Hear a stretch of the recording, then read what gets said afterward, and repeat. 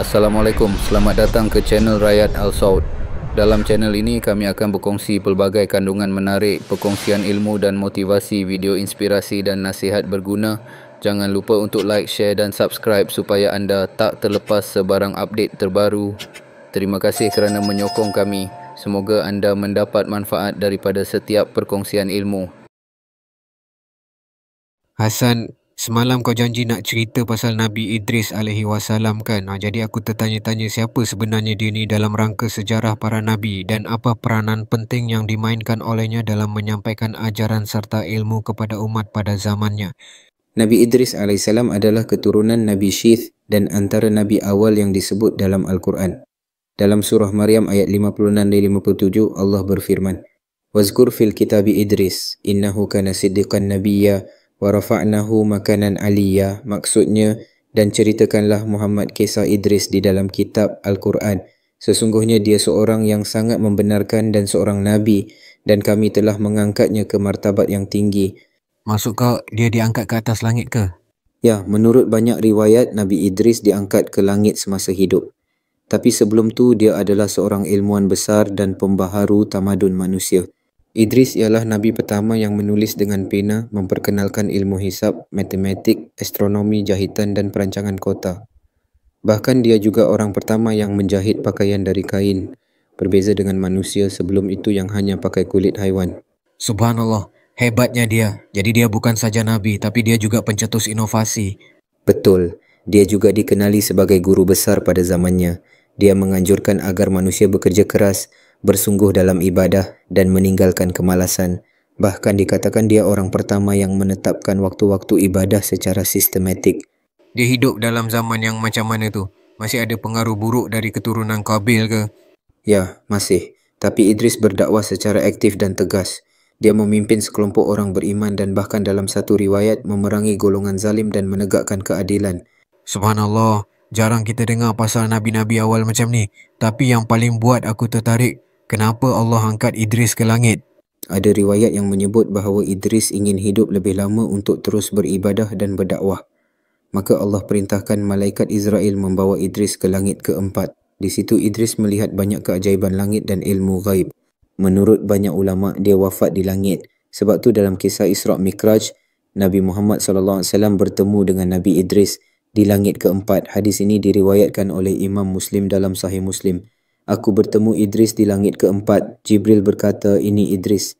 Maka aku memberi salam kepadanya dan dia menjawab, 'Selamat datang wahai Nabi yang soleh dan saudara yang soleh.'" Wah, dia wafat di langit. Itu satu penghormatan besar. Ya, ia menggambarkan kedudukan istimewa Idris di sisi Allah, bukan hanya kerana kenabiannya tetapi kerana ilmunya, amalnya dan perjuangannya menegakkan agama dalam masyarakat yang sudah mula lalai. Hasan, aku rasa makin dalam aku kenal kisah para Nabi, makin aku sedar kita terlalu jauh dari mereka. Ilmu mereka luas, amal mereka kuat, sedangkan kita... Sebab tu Allah perintahkan kita ambil ibrah, bukan sekadar tahu nama, tapi meneladani cara hidup mereka. Contohnya Nabi Idris ajar kita, jangan malas, jangan hidup sia-sia dan jangan abaikan ilmu. Hasan, aku masih terfikir tentang Nabi Idris yang kau kata diangkat ke langit.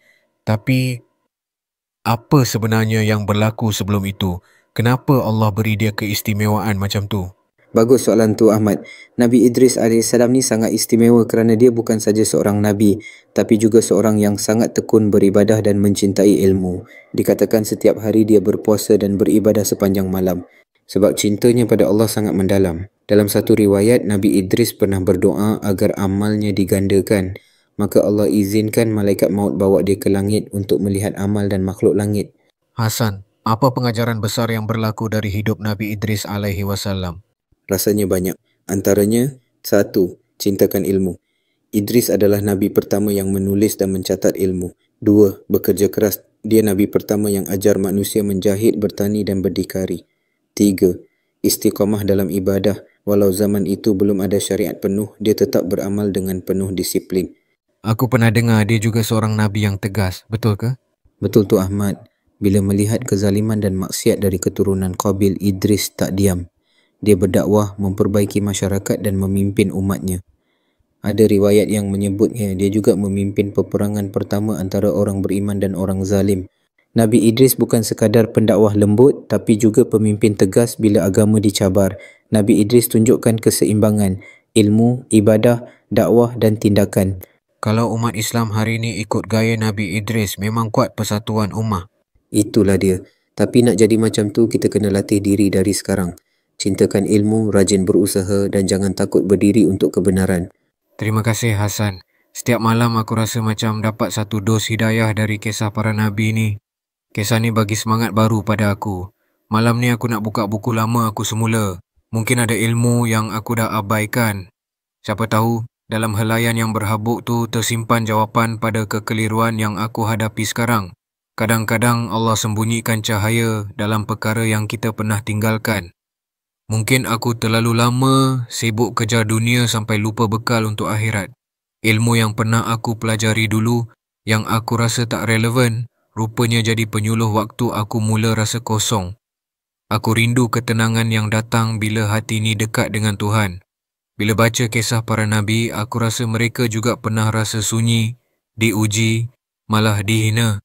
Tapi mereka tetap teguh sebab yakin janji Allah itu pasti.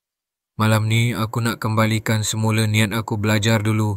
Bukan untuk pandai tapi untuk faham, untuk tunduk dan untuk kenal siapa sebenar aku di sisi dia. Kalau kisah para Nabi boleh beri aku harapan, maka mungkin ilmu yang pernah aku lupakan boleh hidupkan semula hati yang dah lama tandus ni. Moga ada sinar dalam helaian yang hampir aku lupakan tu